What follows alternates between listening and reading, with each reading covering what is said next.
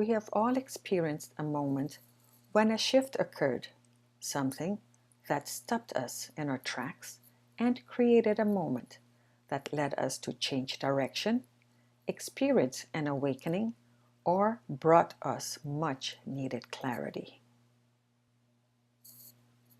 Tell me a story or empowering and impactful stories that changed everything.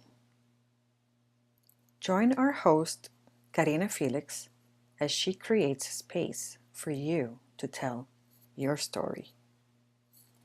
And now, your host, Karina Felix. Hello, hello, and welcome to another episode of Tell Me a Story. And today we have author Miss Carol Pilkington, who is also an astrologer. And today she is going to tell us her story. Are you ready? Take it away. Thank you, Karina. It's such a pleasure to be here. Since we've been having a little bit of technical challenges, I have no idea what you were saying before I came on. So I just wanted to say that to the audience to be totally transparent. And we're just going to go with the flow. And that's what life is really about, being able to go with the flow no matter what happens in the present moment, just being with the moment. So, what changed my life completely? There are many things, of course, that changed my life, but there was a pivotal moment in my life where I recognized that I was the creator of my reality, that I was the authority of my own life. And the fear of understanding that I was fully responsible for everything that I had created unconsciously up to the moment where I began to take full responsibility for everything in my life. It was incredible. Fear runs us until it doesn't. We come into the world thinking that we are the only ones in life, that we are the only ones that exist. We are the center of our own life. And then we are introduced to other. And that in itself can be a scary proposition, a scary encounter. And then we are conditioned and programmed, and we have no control over that, from our parents, their upbringing, culture, society. All of those things go into us absorbing the fears that we have about being human. And it takes time to unravel all that. And some never do. As a child, I always questioned where I came from. What am I doing here? What does it mean to be human? And those questions stayed with me in a very, very powerful way. And the more I went out into the world, the more fearful I became. Because literally, I was meeting everyone else's fear. We each meet one another with our fears. But I didn't know that, of course. No one does until we begin to go on a path. We're not even calling it a path of self-discovery. What really matters to me? What does it mean for me to be in the world? When I began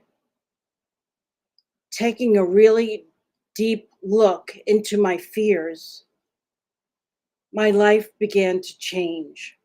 I could no longer say, "You did this to me," or "You said this to me and that hurt me." I began to take that on in a very visceral way, to the point that I was able and have been able at a higher velocity to say, no, I get to choose. I get to choose how someone else's actions and words affect me, and to allow them to affect me or not.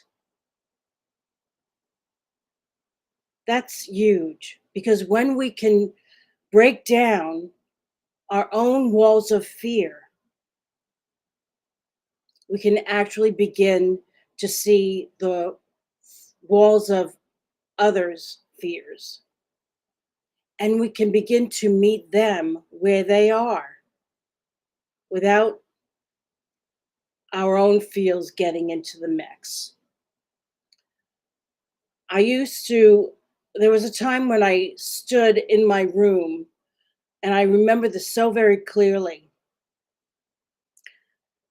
And you might relate to something like this. I was standing there saying that life is so hard. And right in the middle of the sentence, I said to a voice said to me, "No, it's not. You make it hard." It's like this voice overpowered that belief system and came in loud and clear. Because as I looked at my life up to that point, I had gotten a lot of assistance and I had gotten a lot of support. But I kept telling myself, life is so hard. I can't get ahead. I can't, and so on and so forth.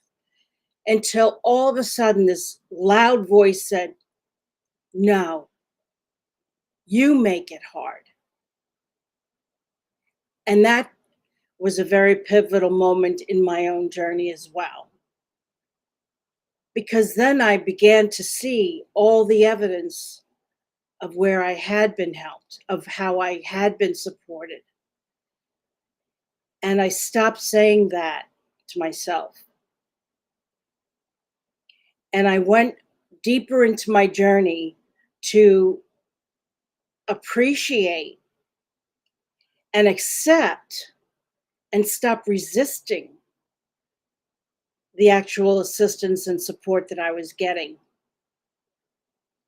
Sometimes we're so ornery and so hard to see what's right in front of us. And we resist it because we are conditioned to do things on our own, to be self-sustaining, to be self-sufficient, because otherwise we are considered weak. Well, we're not weak. Everyone on the planet needs some support and some assistance and guidance at some point in their life. We don't get through this human existence alone. It's just not possible. That was a very, very pivotal moment for me as well. And then as I started breaking the walls down of my own fears and really delving into what made me fearful, just existing in the world, I was afraid to go out into the world and be with people. I was afraid of being judged. I was afraid of being hurt. I was afraid of, everything in the world. I went on a retreat one time, and I had to be blindfolded and guided through uneven terrain. There were steps, there were rocks, and all kinds of things. and this person, and we couldn't talk to each other. So it was just a matter of trusting this person that was guiding me through this uneven terrain that couldn't talk to me, but only was able to nudge me or, um, touch me with regards to how I needed to step.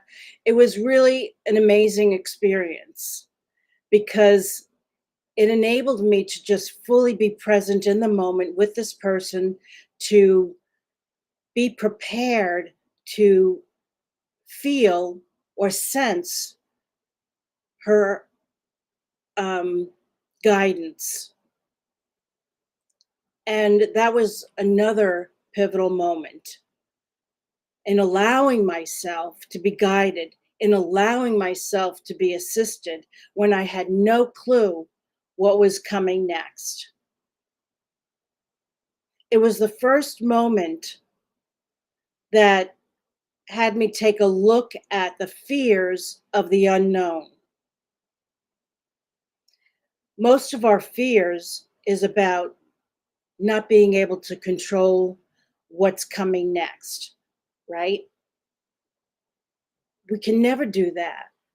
And so when we let go of trying to control the outcome of things, trying to think of all the what ifs and could happen and all these things, and just rest in the presence of the moment and allow and trust that we have the instincts to deal with anything that is presented to us in any given moment.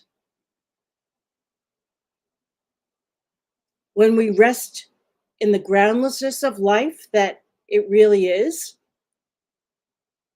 life gets easier and life becomes much, much simpler. And when I have been able to just rest in the guidance and allow myself to be led, things turn out so much better actually than I ever could have imagined. I don't know if it's something that you can relate to and how you might be dealing with it with your fears, but being able to do that, to rest in the unknown and allow oneself to be led where they need to go, is such a peaceful feeling. And my life is so much simpler. And I'm really so grateful to be able to move to the other side of fear. I hope this has been super helpful for you. And and I hope that, you know, my message to you today has been one of courage, encouragement, empowerment, and it can also be so freeing to be able to live through and move through our fears can truly give us so much freedom to be present to the moment that we're in with the people in our lives and to create beyond our imagination. The world is our oyster, literally, and we get to create how it looks and what it's going to be. I'll tell you one more story and then I'll leave you with this. Yes, I'm looking forward to seeing you, Karina. Um, there was a point in my life that I was going through a difficult time with someone very close to me. And I could only count on myself. I couldn't talk to anybody about the situation because we were all connected. And I didn't want to influence anybody else's perceptions of this person. So I literally had to work things out myself. I wanted to blame this person. I wanted to make that person responsible for how I was feeling. And I kept pushing myself back on myself, saying, no, this is all about me. That person is going about their life and doing their thing the way they need to. This is about me. What do I need to see in me? Is it fear of missing out? Is it fear of not being seen, not being heard, not having a sense of belonging? And that is what really opened my eyes. Everyone wants to have a place that they belong and know that they belong, know that they matter. There was a point at which I felt like I had lost my sense of belonging. Where do I belong in this whole scheme of life? It cannot depend on another, is what I learned. I have to depend on my own self in such a way that I know that no matter where I am, no matter who I am with, I belong. I matter. I am my own authority. I am the author of my life, the creator of my life. And that gave me so much strength to face anything and be anywhere and be comfortable in my, truly be comfortable in my own skin, no matter where I was and no matter who I was with. So it takes courage, truly does take courage to go down that path and that journey of understanding that we don't really need other. And I don't mean that in the sense that we are not dependent on one another, but I don't need another to validate who I am. I don't need another to show me what my value is. When I learned and discovered and fully felt this in my bones that my life depended on me, that I belonged no matter what was going on in my life, that it wasn't dependent on another and what they thought and felt about me. I could truly just be fully with another. I could fully, truly be out in the world and be a whole being. It makes such a difference because I don't depend on another's opinion. I don't depend on another person to agree with me. I don't depend on another as to what they think or feel about me. I am whole and complete unto myself. Wow. That's wow. It's also freedom. That's true freedom. And I think we're all can you hear me? Can can you hear me? You're hearing me through the phone, right? Okay, so we're gonna do this with you listening to me through the phone. But what I said, it's wow, because this is true freedom, right? And we're all looking for that freedom, but we don't understand what that freedom is. And I think you're correct. The freedom is when we are not dependent on someone else to validate us. Because as long as someone else is validating us, we're in shackles. We're still in prison. I'm sure you've read that the four agreements, and there's the part where they said, don't be attached to people's opinion. Or better said, when someone says something negative, not to be attached to that. But at the Yes. same time, we're not allowed to be attached to good response either. Whether they say you're smart, you're beautiful, you're this, you're not supposed to have an attachment to that either. And that's very difficult. It is, because we have been taught to to rely on other people's opinions. We're always asking for other people's opinions. Well, what do you think about this? We want agreement for how we feel and how we think.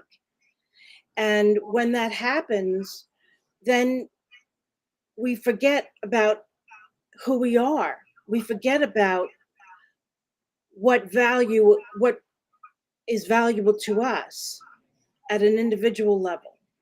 We become so reliant on external input Yeah. for everything. We want to feel comfortable. We want to feel like we belong with the group, right? But when we are so fully and totally comfortable within our own skin, we can come and go as we please and without feeling like we are losing anything. And I think people have reached this point in their spiritual journey. The reason they feel alone is because people look at at at us. I'm not sure. You're still hearing me, right? You might want to turn down your volume a little bit. Um, People starts judging you because they think you don't care, or oh, what's wrong, what's her problem. And it's because you're not, like you said, you're not attached to their response anymore. And they don't always like that, because again, everyone wants to be stuck in the status quo. They want you to do exactly what they want so that they can feel comfortable. So it's really never about me, it's all about them. And so then I'm the selfish one because I am not doing what they want. But that's also selfish from their point of view. But again, it's I think I just wrote an article about that not too long back. And it is about um, just being comfortable in your own space, and not worrying with what people think, because they don't have your experience, they don't have your whatever you went through. And we don't know what they told them when we all were indoctrinated by our parents, and even our parents, family, friends wants us to behave the way they did, or the way they were taught to behave. But we're living a whole new paradigm now, so it's very different. Any last minute you want to? Any last things you want to share with the viewers? Yes, I I think it's going to be really important for people nowadays, with all that's going on in the world, to really take a deep dive into what is valuable to them. Right. It's so important to understand and know our own value system, not based on any external sources. We Right. have to find our own way. That does not mean, like I've said before, that we can't ask for guidance when we really need it, because we all need guidance. Oh yeah. When we can begin to learn and know our own self and have clarity and have rootedness, a center, then we have discernment as to who that right person might be Right. to guide us on a journey, to ask for input, not out of desperation. Right. Because when we're so fearful that we don't know our own center and know our own values, we begin to grasp and we begin to become very desperate Right. to get input from every different source Right. that we can find. And Carol, then we I have a just I such have a really chatter in the brain, in I the got a mind. really deep question for So you we just because need to be able to trust and allow for our own process. can you hear me? Can you hear me now? Can you just really fast give an example? And because I'm kind of going through this myself, that when you reach this level of spiritual development, that you realize you don't need anything, and you don't need anyone. and we're working so hard, like you say, and taking responsibility. Anything that happens to me, it's my fault. Doesn't matter what happens, my fault. And but doesn't it get a little difficult living in this earth? If that makes sense, you know what I'm trying to say, right? Yes, I do. And I don't like to use the word fault because responsibility and blame are so not the same thing. So it's important for us to begin to language correctly, accurately. And what I'm what I experience in this world is that everybody has their own reality tunnel, you know, and when we can meet other where they are and not project our own beliefs or perceptions of the world onto another, then we can be with other in a little bit more harmoniously. Right. Yeah. And it is difficult to be in the world, but it's also very magical Yes. and wondrous at the same time. So there's a paradox. Yeah. We can't get caught up in the world and what's going on. Otherwise, we get so saturated with the negative that Right. it's really important to turn that off. And I'm not saying ignore it and avoid it or deny that it exists. I'm just saying that there's just so much that we can take Yeah. in. Just experience And it. there's nothing really that we can do at a Right. mass level. Each one of us has to do our own work. Yes. And that's the only way change happens Yes. existentially. Thank you so much for coming on. And that was pretty deep. I would love to do something on this a little more, maybe in a different platform, but we're definitely going to do something a little bit more in this field, because I think this topic is very much needed. So again, thank you so much for coming on, Carol. Yeah,